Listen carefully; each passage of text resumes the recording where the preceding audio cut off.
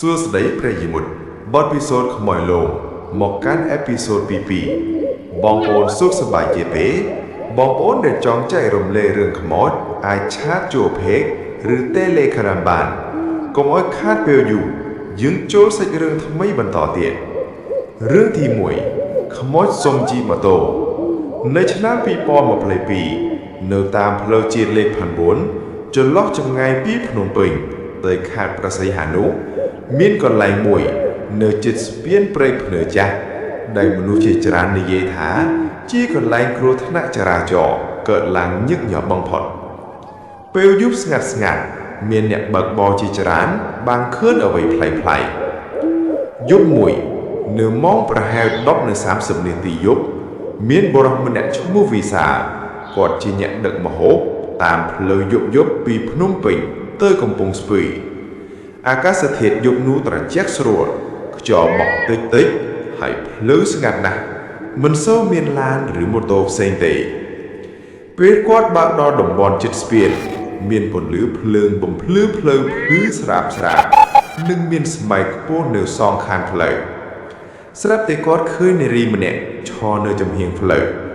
នាងពាក់អាវពណ៌សលាតខ្មៅកាន់កាបូបតូចមួយហើយមុខមាត់មើលទៅស្ងប់ស្ងាត់ប៉ុន្តែភ្នែកហាក់ដូចជាសោកសៅខ្លាំងនាងលើកដៃសុំជិះម៉ូតូវិសាលគិតក្នុងចិត្តថាយប់ម៉ោងនេះហើយមិនដេចមានមនុស្សស្រីឈរតែម្នាក់ឯងប៉ុន្តែដោយសារគាត់ជាមនុស្សចិត្តល្អគាត់មិនបានគិតអ្វីត្រានទេគាត់ឈប់ម៉ូតូហើយសួរបងតាណានាងឆ្លើយសំឡេងតិចសូមជួយដឹកខ្ញុំទៅផ្ទះបន្តិចបានទេបងខ្ញុំអស់លុយហើយគ្មានអ្នកជួយដឹងទេវិសាលមើលមុខនាងមិនឃើញអ្វីចម្លែកទេទោះបីសំឡេងនាងល្វើយក៏ដោយគាត់ខំយល់ព្រមការធ្វើដំណើរដ៏ចម្លែកនាងឡើងអង្គុយខាងក្រោយម៉ូតូចម្លែកណាស់ពេលនាងអង្គុយវិសាលមានអារម្មណ៍ថាម៉ូតូធ្ងន់ខ្លាំងជាងមុនប៉ុន្តែមិនដឹងហេតុអ្វីទេគាត់បើកទៅមុខប៉ុន្តែបន្តិចក្រោយគាត់ចាប់អារម្មណ៍ថាខ្យល់កាន់តែត្រជាក់ហើយខ្នងគាត់ដូចជាមានអារម្មណ៍ត្រជាក់ខ្លាំងភ្លាមនោះនាងនិយាយបងខ្ញុំត្រជាក់ណាស់វិសាលឆ្លើយថាអញ្ចឹងអត់អីទេបន្តិចទៀតដល់ហើយតែគាត់ចាប់អារម្មណ៍ថាសំឡេងនាងដូចជាមិនមែនមនុស្សធម្មតាស្រទន់និយាយមួយទីតាំងផ្ទះមិនធម្មតានាងប្រាប់ឲ្យវត្តចូលភ្លើងតូចមួយដែលស្ថិតនៅជិតវត្តមួយភ្លើងនោះងងឹតណាស់មិនមានភ្លើងទេមានតែពន្លឺភ្លើងម៉ូតូប៉ុណ្ណោះវិសាលចាប់ផ្ដើមខ្លាចប៉ុន្តែគាត់នៅតែបន្តបើកពេលដល់កន្លែងមួយនាងនិយាយថាបងឈប់ត្រឹមនេះបានហើយផ្ទះខ្ញុំនៅខាងមុខវិសាលឈប់ម៉ូតូហើយបត់ក្រោយចង់មើលមុខនាងតែគាត់មិនឃើញនាងទេ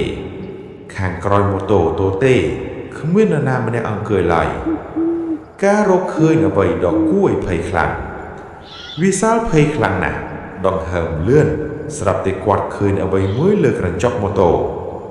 មានស្នាមដៃស្អើលដូចជាមានឈាមហើយមានសំឡេងស្រីស្រាលពីខាងមុខផ្លូវបងខ្ញុំមិនតាន់ដល់ផ្ទះទេវិសាលភ័យដល់ថ្នាក់ដួលគាត់ឡើងម៉ូតូហើយបើករត់ចេញភ្លាមដោយមិនងាកក្រោយទៀតឡើយថ្ងៃបន្ទាប់គាត់ត្រឡប់មកកន្លែងនោះពេលថ្ងៃហើយសួរអ្នកនៅជិតវត្តអ្នកភូមិនិយាយថាអូកន្លែងនោះមែនទេថ្ងៃមុនមានក្មេងស្រីម្នាក់ស្លាប់ដោយគ្រោះថ្នាក់ម៉ូតូត្រូវឡានបុកហើយស្លាប់ភ្លាមគេនិយាយថានាងនៅតែសូមគេជិះម៉ូតូទៅផ្ទះវិសាលស្ទើរតែដួលភ្លាមពេលបានឮចាប់តាំងពីថ្ងៃនោះមកវិសាលមិនហ៊ានបើកម៉ូតូពេលយប់តាមផ្លូវនោះទៀតឡើយសាច់រឿងទី2គួរឲ្យរន្ធត់បោះតង់ជួបខ្មោចខ្ញុំឈ្មោះវិចិត្ររឿងនេះមិនមែនជារឿងនិទានទេវាជាអ្វីដែលខ្ញុំបានជួបផ្ទាល់ជាមួយមិត្ត3នាក់គឺសុភ័ក្រតារានិងច័ន្ទរិទ្ធពួកយើងសម្រេចទៅបោះតង់នៅព្រៃជិតភ្នំអូរ៉ាល់ដោយសារចង់សាកល្បងជីវិតព្រៃពិតប្រាកដ ដែលគេថាខ្លួនក្លាហានគ្រប់គ្រាន់ដើម្បីប្រឈមនឹងអ្វីៗនៅក្នុងព្រៃព្រឹកម៉ោង8ពួកយើងចេញដំណើរពីទីក្រុង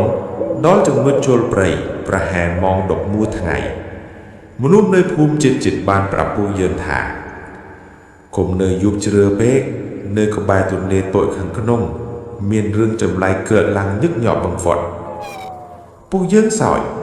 សុភាថាសម័យនេះហើយតើនៅមានខ្មោចទៀតឬគ្មាននរណាខ្លាចឡើយយើងចូលព្រៃនៅទីនោះស្ងប់ស្ងាត់ខ្លាំងណាស់មិនសូវមានសំឡេងបាក់សីមានតែខ្យល់បក់ប៉ះស្លឹកឈើធ្វើឲ្យមានសូរសំឡេងដើមឈើធំដូចជាអាយុកាលរាប់រយឆ្នាំ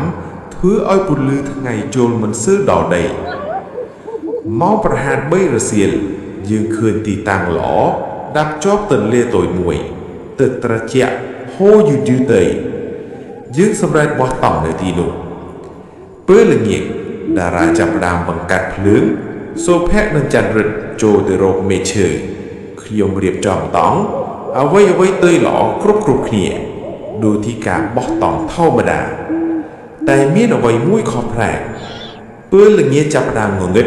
ព្រៃកាន់តែស្ងប់ស្ងាត់ស្ងប់ដល់ថ្នាក់សំឡេងខ្យល់ក៏មិនមានចន្ទរិទ្ធនិយាយតិចបងតាធម្មតា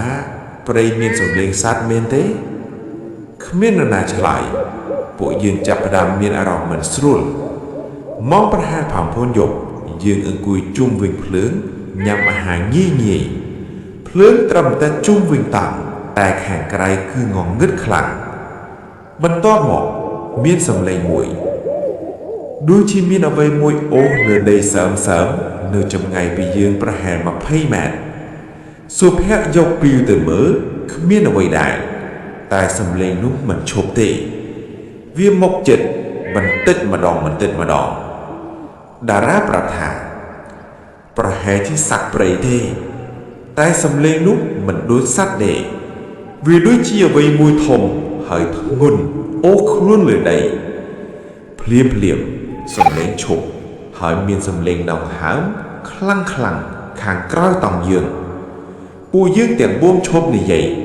ខ្ញុំអាចឮដង្ហើមខ្លួនឯងបានសំឡេងដង្ហើមក្រៅតង់ធំជាងហើយយឺតហ៊ូសុភ័ក្រយកពីវទៅម្ដងទៀតគ្មានអ្វីដដែលតែសំឡេងនៅតែឮបន្ទាប់មកមានសំឡេងគេនិយាយមិនច្បាស់តែដូចជាសំឡេងមនុស្សប្រុសតិចចេញទៅចន្ទរិទ្ធភ័យខ្លាំងបងមាននរណានិយាយយើងមើលគ្នាគ្មាននរណាដឹងថាវាមកពីណាព្រឹត្តិការណ៍ចម្លែកយើងសម្រេចចូលតង់ដើម្បីគេតែគ្មាននរណាអាចគេងបានម៉ោងប្រហែល12យប់តង់ចាប់ផ្ដើមញ័រដូចជាមាននរណាម្នាក់ចាប់ពីខាងក្រៅហើយទាញវាឡើងតារាស្រែកថានរណានៅខាងក្រៅតែការទាញកាន់តែខ្លាំងភ្លាមមានដៃមួយប៉ះលើផ្ទៃតង់រូបរាងលែងវែងមិនដូចដៃមនុស្សធម្មតាម្រាមដៃលែងខ្លាំងយើងភ័យរត់ចេញពីតង់អ្វីដែលចម្លែកគឺភ្លើងដែលយើងដុតនោះត្រូវបានពន្លត់ទៅហើយអាកាសត្រជាក់ខ្លាំងហើយមានក្លិនអាក្រក់ដូចជាសាច់ខូចសូភឿកបញ្ចេញសំឡេងតិចយើងត្រូវចាស់ចេញតែពេលនោះចន្ទរិទ្ធឈប់ដើរគាត់មើលទៅមុខភ្នែកធំបងមើលខ្ញុំមើលតាមនៅជុំទន្លេមានរូបមួយឈរខ្មៅខ្ពស់មិនមានមុខច្បាស់ដូចជាមនុស្សតែលែងជើងធម្មតាវាឈរនៅទីនោះមិនមានចលនាទេយើងមិនដឹងថាត្រូវធ្វើអ្វីសុភ័ក្រប្រាប់យើងឲ្យរត់ត្រឡប់ទៅតង់យកអីវ៉ាន់ចេញហើយចាក់ចេញភ្លាមតែពេលយើងត្រឡប់ទៅវិញចន្ទរិទ្ធ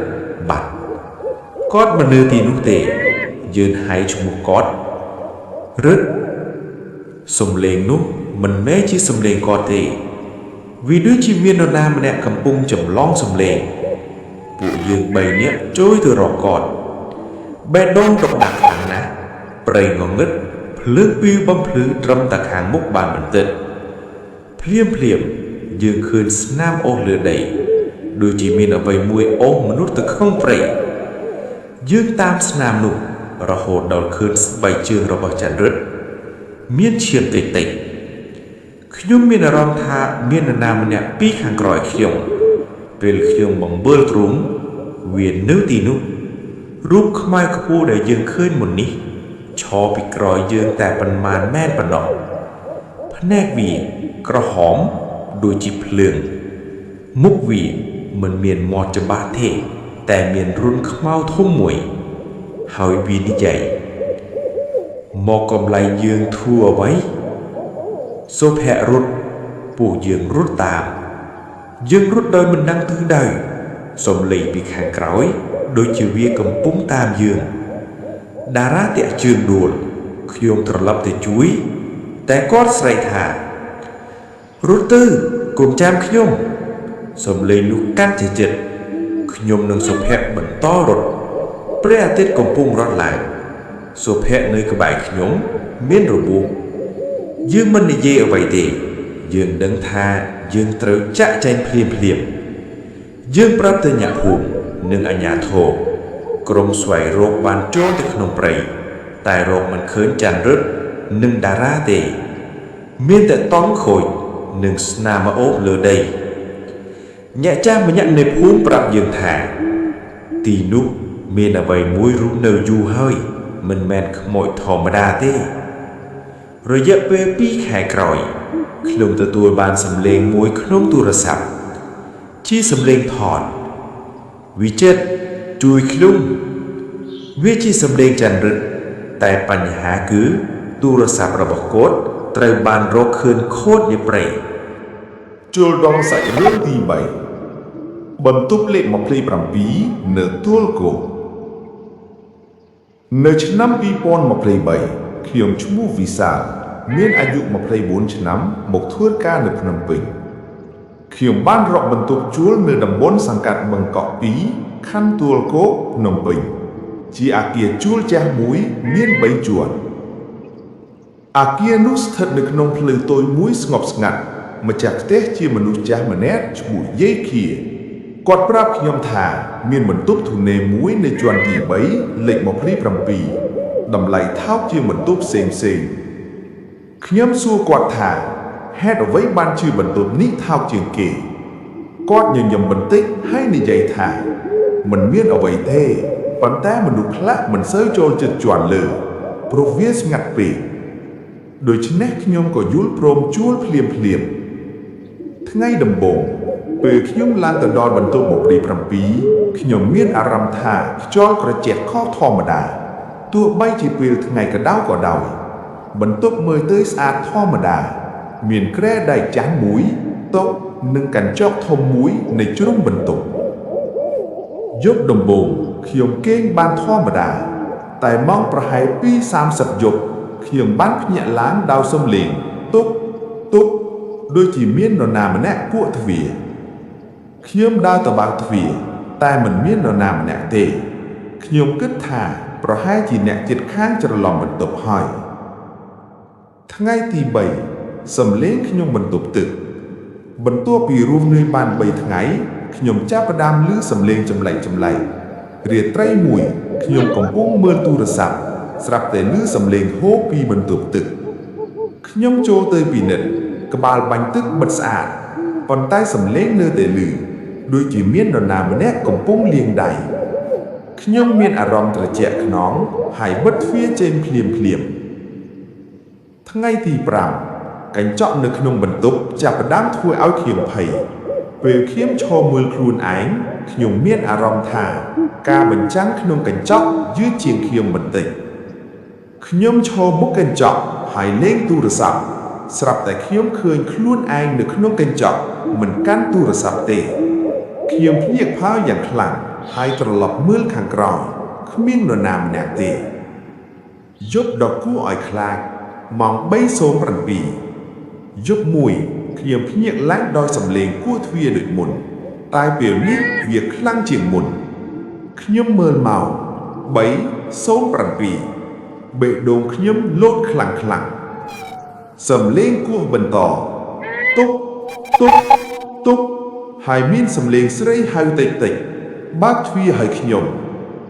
មិនហ៊ានបើកទេស្រាប់តែសំឡេងនោះបន្តនេះជាបន្ទប់របស់ខ្ញុំភ្លាមទ្វារត្រូវបានគោះខ្លាំងដូចជាមាននរណាម្នាក់វាយពីខាងក្រៅខ្ញុំស្ទើរតែស្រែកប៉ុន្តែខ្ញុំបិទមាត់ខ្លួនឯងហើយអង្គុយនៅលើគ្រែដោយភ័យខ្លាចខ្លាំងព្រឹកថ្ងៃបន្ទាប់ខ្ញុំទៅសួរយាយភាគាត់មើលមុខខ្ញុំយូរហើយសួរថាកូនបានឮអ្វីមែនទេខ្ញុំប្រាប់គាត់ទាំងអស់គាត់ដកដង្ហើមយឺតហើយនិយាយថាបន្ទប់27មានថ្ងៃមួយមាននារីម្នាក់ឈ្មោះស្រីណាគាត់រស់នៅតែម្នាក់ឯងថ្ងៃមួយគាត់ត្រូវបានរកឃើញស្លាប់ក្នុងបន្ទប់ទឹកតែគ្មាននរណាដឹងមូលហេតុពិតបន្ទាប់ពីនោះមនុស្សដែលជួលបន្ទប់នោះមិនអាចស្នាក់នៅបានយូរទេខ្ញុំមានអារម្មណ៍ដូចជាខ្លាចជាងមុនយប់ចុងក្រោយខ្ញុំសម្រេចចិត្តចាកចេញប៉ុន្តែយប់នោះខ្ញុំត្រូវគេងនៅទីនោះជាលើកចុងក្រោយម៉ោង 3:07 ដដែលសំឡេងគូទ្វារតែពេលនេះមិនមែនពីខាងក្រៅទេឮមកពីក្នុងបន្ទប់ទឹកទុកខ្ញុំមើលទៅទ្វារបន្ទប់ទឹកភ្លើងកំពុងរលត់តិចដូចជាមាននរណាម្នាក់នៅខាងក្នុងហើយសំឡេងស្រីនោះនិយាយថាចូលមកនេះជាកន្លែងរបស់យើងភ្លាមទ្វារបានយឺត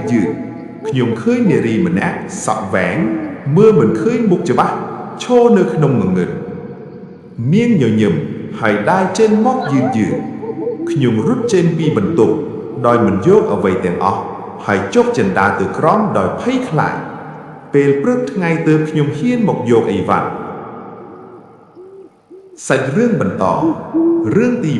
4រឿងពិតនៅស្រុកស្វាយជ្រុំខេត្តស្វាយរៀងនៅក្នុងភូមិមួយនៃស្រុកស្វាយជ្រុំមានវត្តមួយដែលមានអាយុជាង50ឆ្នាំខាងត្បូងវត្តប្រហែល100ម៉ែត្រមានដីទំនេរមួយកន្លែងដែលមនុស្សក្នុងភូមិហៅថាដីខ្មោចលងទីនោះមើលទៅធម្មតាតែពេលថ្ងៃលិចមនុស្សគ្មាននរណាហ៊ានឆ្លងកាត់ឡើយខ្ញុំឈ្មោះវណ្ណាជានិស្សិតដែលត្រូវទៅស្រាវជ្រាវអំពីជីវភាពនៅជនបទថ្ងៃមួយខ្ញុំបានទៅស្នាក់នៅផ្ទះមិត្តម្នាក់ឈ្មោះសុខានៅក្នុងភូមិនោះយប់ដំបូងខ្ញុំសួរសុខាហេតុអ្វីមនុស្សនៅទីនេះមើលទៅខ្លាចខាងត្បូងវត្តសចេះសុខាប្រាប់ទីនោះយប់មានរឿងកើតឡើងជាច្រើនមនុស្សខ្លះបានឮសំឡេងយំខ្លះបានឃើញស្ត្រីស្លៀកខោអាវសខ្ញុំគិតថាវាជារឿងព្រេងហើយសើចបន្តិចតែខ្ញុំមិនដឹងថាខ្ញុំកំពុងចូលទៅក្នុងអ្វីមួយដែលមិនគួរលេងសើចឡើយយប់ទី1សំឡេងចម្លែកម៉ោងប្រហែល11យប់ខ្ញុំដេកនៅក្នុងបន្ទប់ឈើតូចខ្យល់បក់តាមបង្អួយប្រកាសជាសំឡេងខ្ញុំបានឮសំឡេងមួយអូយជួយខ្ញុំផងសំឡេងនោះមកពីខាងត្បូងតំបន់100ម៉ែត្រពីវត្តខ្ញុំភ័យបន្តិចតែគិតថាជាមនុស្សខ្ញុំយកភ្លើងពីរហើយដើរចេញទៅក្រៅពេលខ្ញុំដើរចូលជិតសំឡេងនោះកាន់តែច្បាស់កុំចូលខ្ញុំឈប់ភ្លាមខ្យល់ត្រជាក់បក់លើក្បាលខ្ញុំមើលជុំវិញ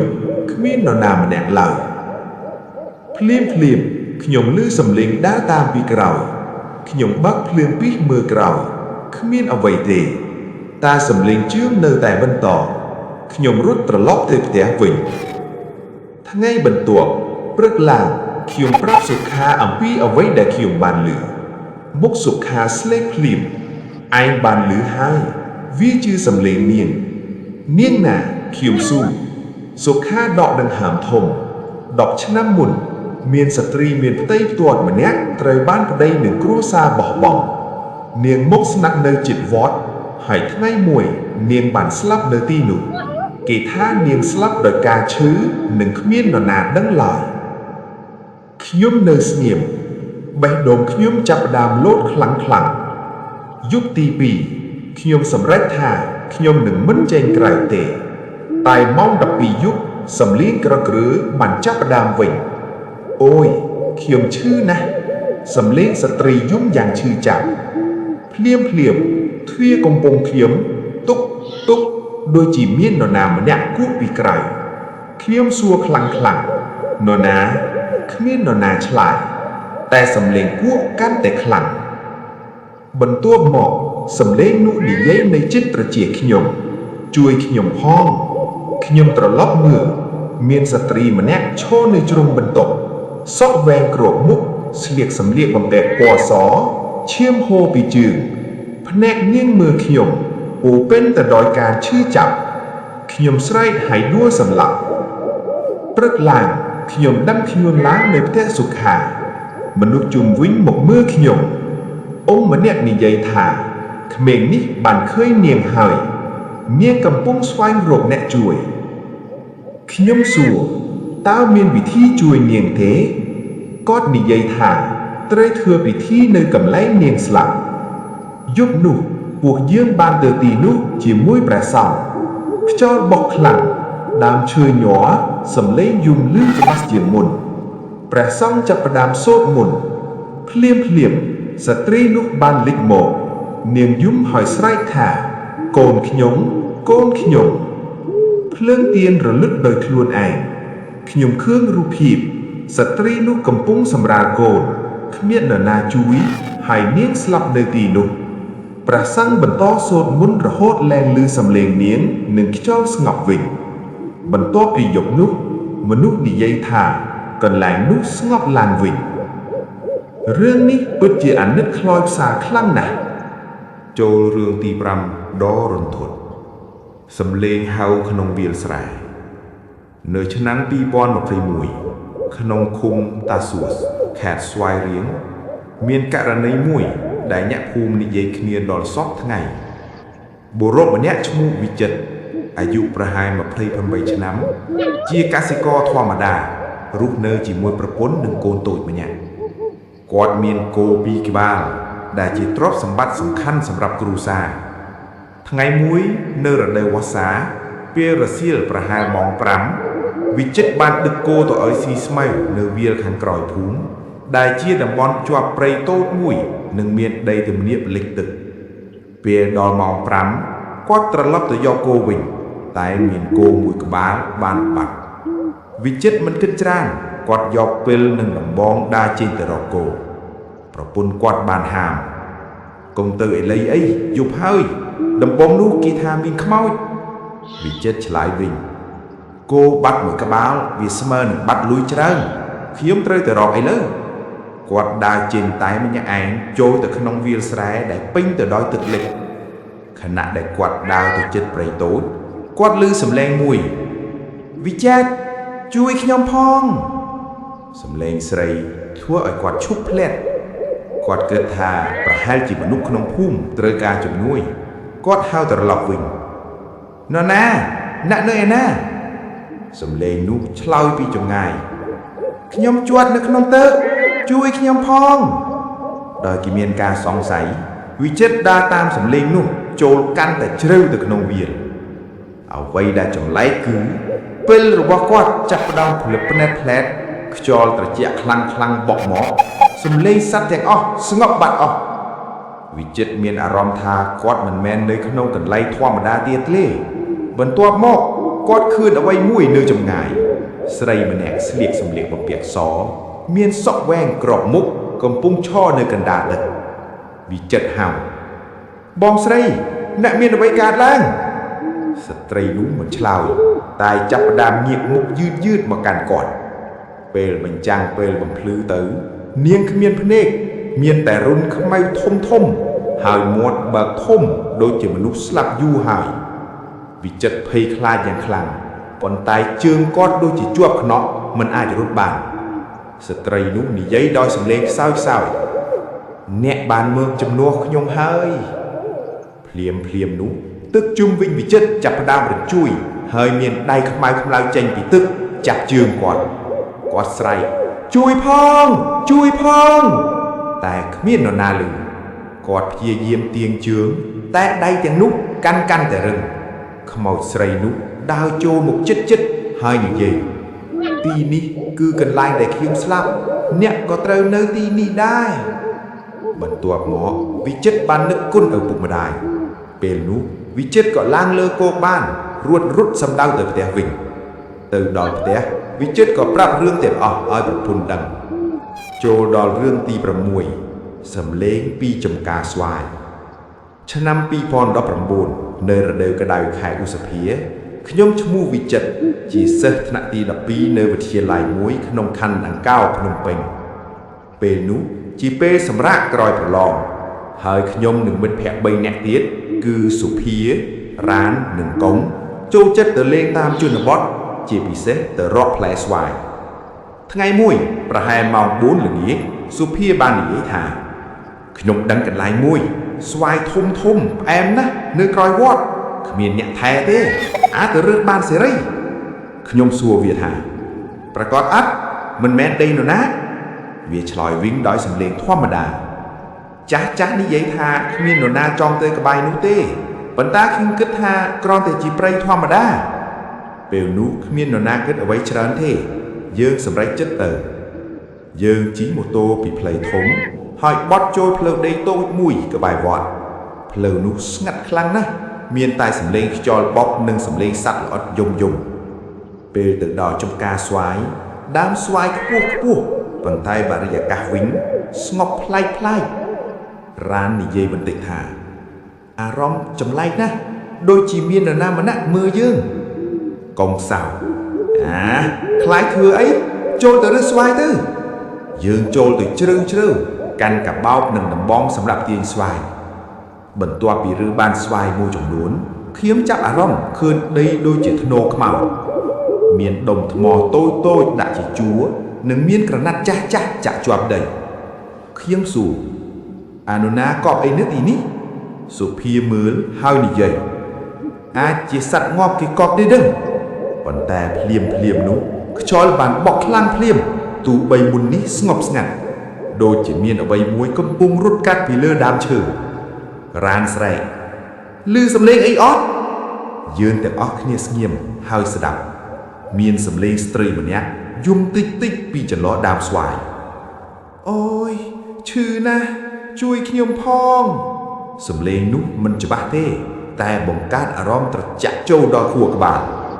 កុងនិយាយអាចមានអ្នករងរបួសយើងទៅមើលទៅខ្ញុំមានអារម្មណ៍មិនស្រួលប៉ុន្តែយើងនៅតែដើរទៅតាមសំឡេងនោះពេលដើរចូលទៅជ្រៅយើងឃើញស្ត្រីម្នាក់អង្គុយក្រោមដើមស្វាយសក់វែងនាងមិនងើបមុខឡើយតែបន្តយំសុភានិយាយបងស្រីអ្នកមានបញ្ហាអីនាងឈប់យំហើយនិយាយតាមសំឡេងតិចជួយជីឃីងចេញផង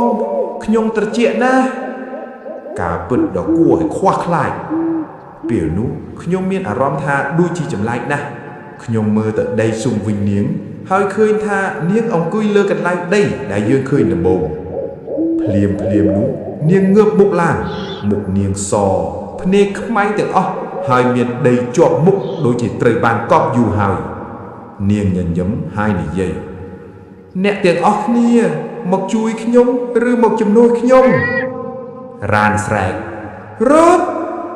ការដេញតាមក្នុងភាពងងឹតយើងរត់ចេញពីចំការស្វាយប៉ុន្តែផ្លូវដូចជាផ្លាស់ប្ដូរទៅដើមស្វាយដដែលបង្ហាញដដែលដូចជាយើងរត់ជុំវិញនៅពីក្រោយយើងមានសំឡេងដើរតាមយ៉ាងលឿនតោកហើយសំឡេងនោះคล้ายជាសំឡេងសើចតិចកុំរត់នៅជាមួយខ្ញុំទៅកុងរលាងជើងដួលខ្ញុំត្រឡប់ទៅជួយវាពេលនោះខ្ញុំឃើញដៃសស្អិតមួយចេញពីដៃចាប់ជើងកុងស្រែកយ៉ាងខ្លាំងវាចាប់ខ្ញុំយើងទាំងអស់គ្នាប្រញាប់យកវាឡើងហើយរត់បន្តទៀតការរត់ចេញនិងការរកឃើញក្រោយរត់ប្រហែល10នាទីយើងបានឃើញពន្លឺពីវត្តហើយចេញពីចំការនោះបានហើយយើងទៅសួរព្រះសង្ឃនៅវត្តព្រះសង្ឃមួយអង្គស្ដាប់ហើយមានសង្ឃដីកាថាកន្លែងនោះគឺជាកន្លែងកប់សពស្ត្រីម្នាក់ដែលស្លាប់ដោយគេបោះចោលគេនិយាយថាព្រលឹងនាងមិនទៅណាទេហើយនាងតែហៅមនុស្សឲ្យជួយនាង ខ្ញុំសួរតាមចិត្តខ្លាចបើមនុស្សទៅជីកវិញព្រះសង្ឃមើលយើងហើយនិយាយតិចអ្នកនោះនឹងឈឺចាប់ពីថ្ងៃនោះមកយើងមិនហ៊ានទៅកន្លែងនោះទៀតឡើយបងប្អូនមានមតិយ៉ាងណាចំពោះសាច់រឿងមួយនេះរឿងទី7នេះកាន់តែខ្លាចសំឡេងគូទ្វារនៅក្នុងបុរីនៅឆ្នាំ2022ក្នុងឈ្មោះវណ្ណាបានទិញផ្ទះមួយនៅក្នុងបុរីមួយនៅភ្នំពេញបុរីនោះមើលទៅស្ងប់ស្ងាត់ស្អាតមានផ្លូវធំនិងផ្ទះស្អាតជាប់គ្នាជាលំដាប់តែអ្វីដែលគេមិននិយាយគឺមានផ្ទះមួយនៅជ្រុងផ្លូវផ្ទះលេខ7ខ្ញុំបានទិញផ្ទះលេខ6ជាប់ផ្ទះនោះថ្ងៃដំបូងដែលខ្ញុំទៅរស់នៅខ្ញុំមានអារម្មណ៍ធម្មតាតែយប់មកដល់អ្វីចាប់ផ្ដើមមិនប្រក្រតីម៉ោងប្រហែល11យប់ខ្ញុំបានឮសំឡេងគោះទ្វារតិចតុកខ្ញុំបើកទ្វារតែគ្មាននរណាដែរខ្ញុំបិទទ្វារវិញហើយចូលគេងតែពេលខ្ញុំកំពុងតែដេកសំឡេងនោះមកម្ដងទៀតតុកលើកនេះខ្លាំងជាងមុនហើយមានសំឡេងដូចមនុស្សដកដង្ហើមខ្លាំងនៅក្រៅទ្វារខ្ញុំចាប់ផ្ដើមភ័យប៉ុន្តែខ្ញុំក៏កាន់ទូរស័ព្ទហើយបើកកាមេរ៉ាដើម្បីមើលតាមរុនតូតលើទ្វារអ្វីដែលខ្ញុំឃើញធ្វើឲ្យឈាមខ្ញុំភ័យខ្លាចមានស្ត្រីម្នាក់ឈរនៅមុខទ្វារតែជើងរបស់នាងមិនប៉ះដីខ្ញុំភ័យណាស់មិនហ៊ានបើកទ្វារខ្ញុំបិទភ្លើងហើយធ្វើដូចជាគ្មាននរណានៅផ្ទះបន្ទាប់ទី2នាទីសំឡេងគោះបាត់ទៅតែបដូរជាសំឡេងដាវជិតបង្អួយនាងដាវជុំផ្ទះខ្ញុំថ្ងៃបន្ទាប់ខ្ញុំទៅសួរអ្នកជិតខាងឈ្មោះពូសុកស្ទាក់ស្ទើរមិនចង់និយាយប៉ុន្តែចុងក្រោយគាត់ប្រាប់ថាផ្ទះលេខ7នោះពីមុនមានគ្រួសារមួយរស់នៅស្ត្រីម្នាក់បានស្លាប់ក្នុងផ្ទះនោះគេនិយាយថានាងសម្លាប់ខ្លួនព្រោះប្តីមានស្រីខ្ញុំសួរវិញថាពូសុកនិយាយទៀតថានាងតែងតែដើរគោះទ្វារពេលយប់ខ្ញុំញ័រខ្លួនភ្លាមយប់ទី2ខ្ញុំសម្រេចដាក់កាមេរ៉ាមុខផ្ទះដើម្បីថតមើលអ្វីកើតឡើងម៉ោង12យប់សំឡេងគោះមកទៀតខ្ញុំមិនបោកទ្វារទេតែខ្ញុំមើលតាមទូរស័ព្ទក្នុងកាមេរ៉ាមិនមាននរណាទេតែសំឡេងគោះនៅតែឮបន្ទាប់មកទ្វារចាប់ផ្ដើមញ័រដូចជាមាននរណាម្នាក់វាយពីក្រៅបើកទ្វារសំឡេងស្ត្រីបន្លឺមកខ្ញុំនៅស្ងៀមភ្លាមនោះសំឡេងនោះប្រែជាស្រែកខ្លាំងបើកទ្វារក៏គ្រឹកខ្លាំងដូចជាមនុស្សជាច្រើនវាយពីក្រៅខ្ញុំរត់ទៅលេះក្នុងបន្ទប់ទឹកព្រឹកឡើងខ្ញុំទៅមើលកាមេរ៉ាវិញអ្វីដែលថតបានធ្វើឲ្យខ្ញុំសន្លប់នៅម៉ោង 12:03 មានរូបមួយលេចឡើងស្ត្រីសក់វែងឈរនៅមុខទ្វារនាងសម្លឹងមើលចំកាមេរ៉ាបន្ទាប់មកនាងញញឹមយឺតហើយបាត់ទៅយប់ទី3ខ្ញុំសម្រេចទៅគេងខ្លាំងផ្ទះមិត្តភក្តិតែពេលខ្ញុំត្រឡប់មកវិញពេលថ្ងៃទ្វារផ្ទះខ្ញុំបើកចំហខ្ញុំចាំថាខ្ញុំបានចាក់សោរួចហើយខ្ញុំដើរចូលយឺតក្លិនផ្ទះមានក្លិនស្អោយដូចជាសាច់រលួយនៅលើជញ្ជាំងមានស្នាមដៃខ្មៅដូចជាមនុស្សអូសខ្លួនលើជញ្ជាំងហើយនៅកណ្ដាលបន្ទប់មានអក្សរសរសេរថាអ្នកបន្ទាប់គឺអ្នកខ្ញុំរត់ចេញពីផ្ទះភ្លាមហើយទៅសួរពូសុកវិញពូសុកប្រាប់ថាកាលមុនមានមនុស្ស3នាក់ដែលរស់នៅផ្ទះលេខ6មុនខ្ញុំទាំងអស់គ្នាចាក់ចេញក្នុងរយៈពេលមិនលើស1សប្តាហ៍ម្នាក់បានស្លាប់យប់ចុងក្រោយមុនខ្ញុំលុបផ្ទះខ្ញុំត្រឡប់ទៅយកអីវ៉ាន់ម៉ោង 4 ល្ងាចខ្ញុំកំពុងប្រមូលអីវ៉ាន់ភ្លាមទ្វារបិទខ្ទប់ដោយខ្លួនឯងហើយសំឡេងនាងមកពីខាងក្រោយខ្ញុំអ្នកទៅណាខ្ញុំបង្វិលខ្លួនយឺតនាងឈរខាងក្រោយខ្ញុំជិតណាស់មុខនាងពោពេញដោយឈាមភ្នែកសដៃនាងយឺតចាប់លើស្មាខ្ញុំស្រែកហើយរត់បុកទ្វារអ្វីដែលខ្ញុំចាំបានចុងក្រោយគឺសំឡេងនាងសើច ព្រឹកឡើងខ្ញុំបានភ្ញាក់នៅមន្ទីរពេទ្យគេនិយាយថាខ្ញុំត្រូវបានគេខឿនដួលសម្លក់នៅមុខផ្ទះខ្ញុំលុបផ្ទះនោះភ្លាមហើយមិនដែលត្រឡប់ទៅវិញទៀតឡើយរឿងទី8ខ្មោចលងពូសន្តិសុខនៅក្នុងខេត្តមានតំបន់ឧស្សាហកម្មមួយស្ថិតនៅចែកផ្លូវជាតិលេខ1ជិតព្រំដែនវៀតណាមនៅទីនោះមានរោងចក្រកាត់ដីធំមួយដែលបុគ្គលិកភាគច្រើននិយាយថារោងចក្រនេះមានរឿងមិនសូវល្អនៅពេលយប់រោងចក្រនេះស្ថិតនៅក្នុងតំបន់កែបចូលតាមផ្លូវលំប្រហែល500ម៉ែត្រពីផ្លូវជាតិខាងក្រោយរោងចក្រមានដីទំនេរធំមួយដែលមុននេះគេថាជាកន្លែងបញ្ចុះសពពូសុភាអាយុប្រហែល55ឆ្នាំជាសន្តិសុខយាមយុគគាត់ធ្វើការនៅទីនោះជាង3ឆ្នាំហើយមិនដែលជឿរឿងខ្មោចសោះក្នុងយាមយប់រាល់ថ្ងៃមិនដែលឃើញអីទេអ្នកផ្សេងនិយាយលេងទេគាត់តែនិយាយតែយប់មួយអ្វីចាប់ផ្ដើមផ្លាស់ប្ដូរម៉ោងប្រហែល12កន្លះយប់សំឡេងដូចជាមនុស្សដើរជាន់ដែកខាងក្នុងរោងចក្រ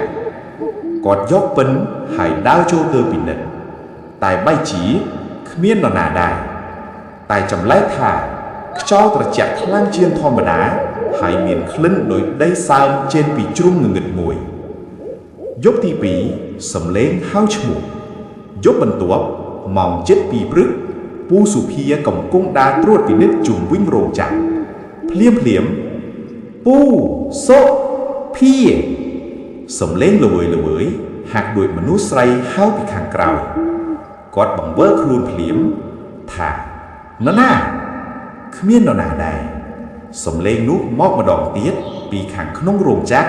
ដែលភ្លើងខ្លះភ្លឺស្រអំពូសុភាចាប់ផ្ដើមមានអារម្មណ៍ភ័យប៉ុន្តែគាត់នៅតែចូលទៅមើលយប់ទី3នៅម៉ោង3ព្រឹកដែលគេច្រើននិយាយថាម៉ោងខ្មោច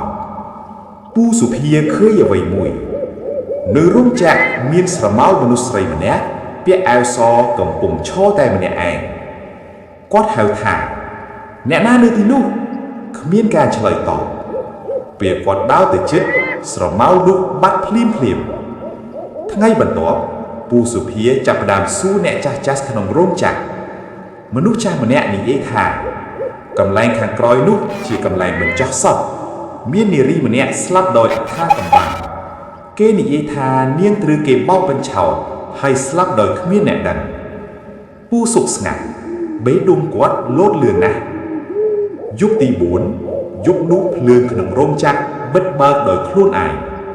សំឡេងដើរជាន់ដែកកាន់តែខ្លាំងហើយពូសុភាបានឃើញនាងម្ដងទៀតលើកនេះមិនមែនឈរឆ្ងាយទេនាងឈរខាងមុខគាត់ប៉ុន្មានម៉ែត្រមុខសក់វែងបង្ហូរទឹកភ្នែកឈាមនាងនិយាយល្វើយជួយខ្ញុំពូសុភាចង់រត់តែជើងគាត់មិនមានចលនាខ្យល់ត្រជាក់ជុំវិញគាត់នាងដើរមកជិតយឺតដៃត្រជាក់ប៉ះលើស្មាគាត់ភ្លាមនោះគាត់មានអារម្មណ៍ដូចជាមនុស្សមួយក្រុមកំពុងសង្កត់លើខ្លួនគាត់